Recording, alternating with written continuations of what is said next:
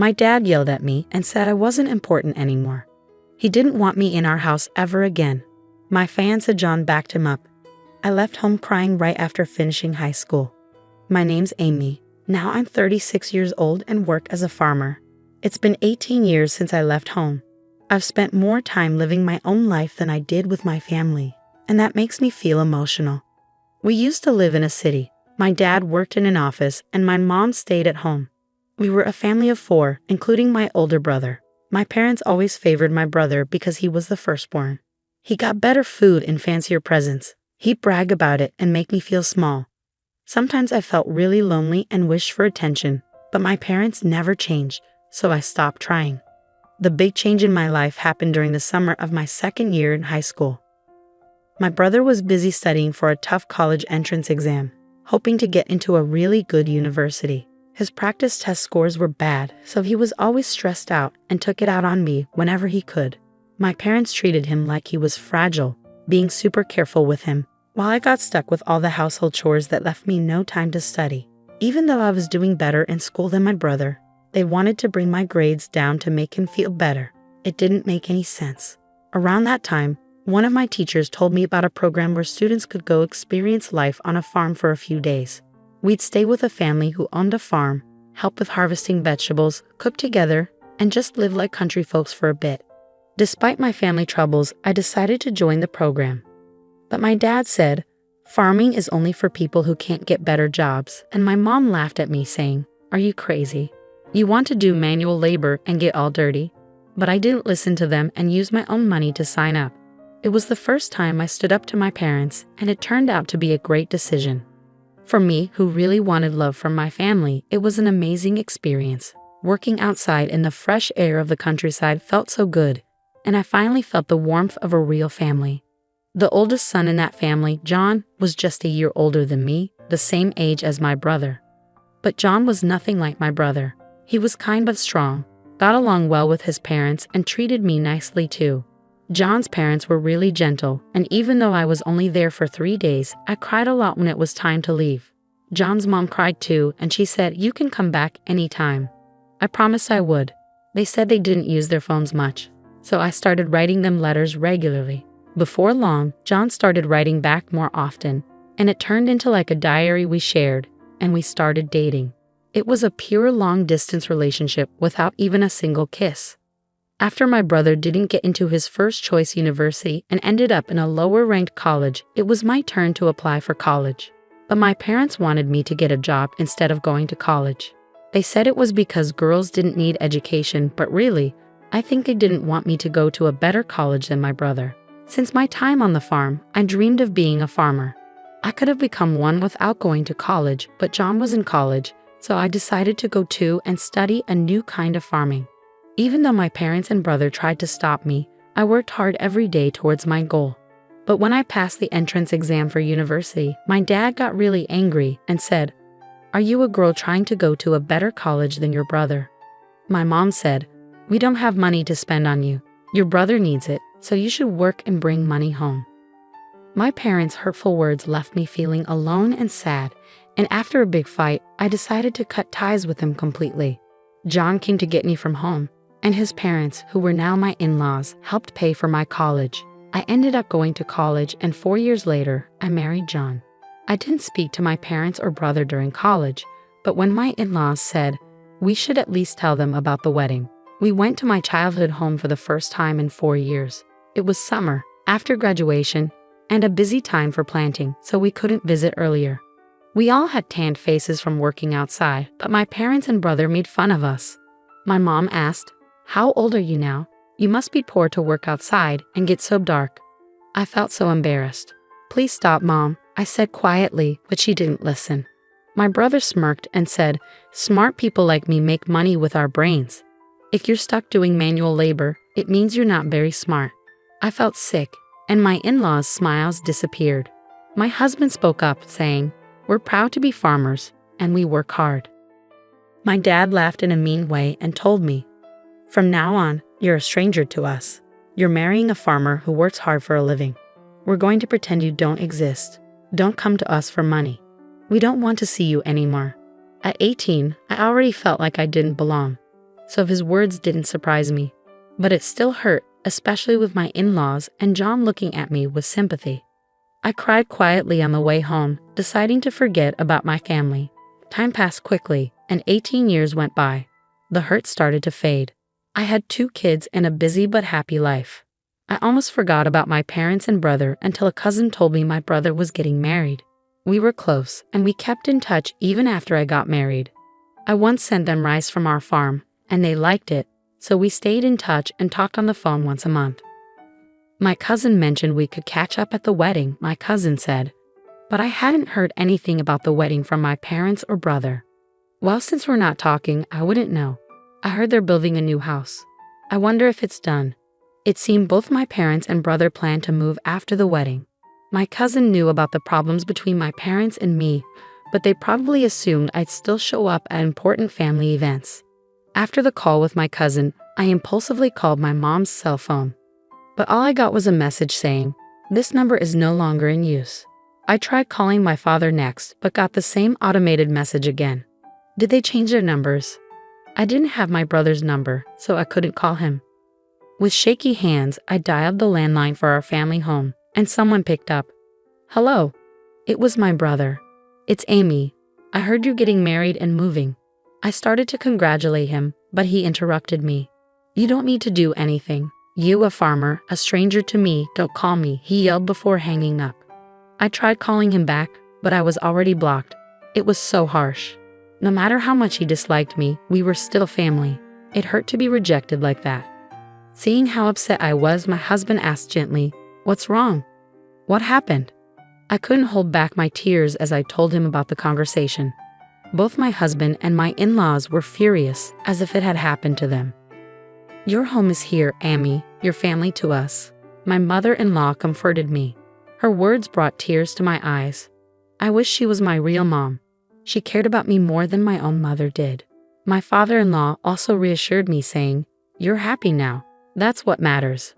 Don't let it hurt you. The one who stays positive wins." My husband added, "Let's learn from their mistakes and make sure we're different." Even our kids, unaware of the situation, hugged me tightly. "Thank you, everyone," I said, feeling the warmth in my heart. I realized how happy I was even without the support of my biological family. But things changed dramatically when my business was featured on national TV. My in-laws were big grain farmers in the American Midwest. They grew lots of fruits and veggies, but some didn't meet standards. I studied food business in college and figured out how to sell the produce that wasn't perfect. I started an online business selling jams, juices, and pickles made from those fruits and veggies. With support from the local farmers union, my business became a hit. Moms loved our safe, homegrown food, and seniors enjoyed the homemade pickles. I hired young women who, like me, married into farming families and unemployed young people. The business grew to $5 million. Our success story got covered on TV. After the TV show aired, we were bombarded with calls from all sorts of people. We got orders, questions, offers for deals, and requests for interviews. Both the company phone and my personal cell phone wouldn't stop ringing. So when I got a call from an unknown number, I answered without thinking. To my surprise, it was my brother. I figured he must have seen the TV feature and heard about my success. But without much of a hello, he said, "I'm thinking of starting a business. Can you lend me some money?" "Excuse me?" "Absolutely not," I replied firmly, feeling even more resolute. I coldly rejected his request and hung up. But he called again. "Stop arguing and give me the money. If a woman like you can start a business and make money, I'm sure I can do it too," he shouted relentlessly. "That's not how someone asking for a loan should act," I responded, baffled by his confidence. It was ironic because he was the one who had called me a stranger, just a simple farmer. Ignoring his request, I asked something that had been bothering me. "By the way, who decided not to tell me about the move?" Obviously it was me, my wife. She's a city girl, you know. The moment I mentioned you, she suggested we cut ties. So that was the reason. I didn't want to hear more, so I hung up and blocked his number. It seemed like my brother's wife, whom I'd never met, had a similar attitude to my brother and parents. Realizing that my brother had seen me on TV probably meant my parents had too. A few hours later, I received another call from an unknown number, but it turned out to be my father. Why are you in charge? Did you take a man's job? He demanded. I replied, well, both John and my father-in-law are deeply involved in the farming business, so it's only natural. In fact, large-scale consolidation has become advantageous for somewhat larger farms. My father-in-law is the president of the local agricultural association, and John has incorporated his share as an in-law and is now the president of that corporation. Perhaps my explanation convinced him, because then he asked, why haven't you been in touch? Feeling stunned, I replied, you're the one who disowned me. I'm ending this conversation now. And I hung up and blocked his number. A few minutes later, my mother called. Why won't you lend money to your brother? You're making $500 million a year, aren't you? Send money home. We're your real family. Have you forgotten all we've done for you, raising you up? Give us at least $300 million, or at least $250 million. My mother was the most aggressive of all. Even though the business earns $500 million, that's the total revenue after paying for expenses and employee salaries. I barely have anything left over. I exaggerated a bit, and my mother instantly shot back, you're lying. That can't be true. Feeling increasingly frustrated, I couldn't believe my mother's persistent demands for money. I wondered if she had any shame. I'm not going to send you any money, whether I have it or not. We're strangers, I told her firmly before hanging up and blocking her number. I thought that would be the end of it, but I was mistaken. My parents, my brother, and his wife, whom I'd never met before, suddenly showed up uninvited at my in-laws' house. Hey, Amy, guess what? I'm taking back the disownment, my father announced. I was shocked at their desperation for money. My mother-in-law couldn't believe what was happening. Even my father-in-law and her were clearly uncomfortable, glaring at my parents in silence. The employees around us had gathered, looking shocked at my parents. My brother seemed to realize he wasn't welcome either. We're the real family, connected by blood. We deserve a share of your earnings too, he insisted. The woman with him, presumably his wife, nodded along in agreement. I was livid. No, that's not how it works. Even though we share blood, there's been no emotional connection. You treated me like a stranger and abandoned me, I said, feeling the old wounds of being rejected by my biological family reopening. Tears threatened to spill again. Just then, John came and stood by my side. Amy is part of our family now. Even if you haven't disowned her, we're perfectly happy without you. Please leave, he said firmly, defending me. The employees joined in, criticizing my parents together. We're with Amy. How dare you, they exclaimed in unison. As I thought, this is my true family, I felt a deep sense of happiness. But my brother's anger was growing. Shut up, you country bumpkins. You're all uneducated trash. Aren't you supposed to obey us quietly? He raged. But John calmly responded, actually, both my father and I are Ivy League graduates, and Amy graduated from a prestigious agricultural university, revealing our educational background. What? With degrees from top universities, why are you farming? My brother exclaimed in disbelief. Maybe for my brother, graduating from a lower-ranked university was his only source of pride, and he likely didn't anticipate being outmatched in terms of education, I mused. John remained composed as he stated, farming is an honorable profession. We can apply what we've learned in college to it. I couldn't contain my laughter at the absurdity of it all. Brother, you've been bested by John in every way. I chuckled, feeling a sense of relief wash over me. Realizing I had been too fearful of my brother and parents, I spoke up firmly. Let me make this clear one last time. We are strangers now. Pausing briefly, I adopted a polite tone. Therefore, I cannot lend or give money to strangers. Please leave. If you cause trouble or act violently, I will call the police and take legal action. I asserted our separation unequivocally. My in-laws and husband moved closer to me, ready to shield me from any harm my parents and brother might try to inflict. I was deeply touched, feeling genuinely cared for.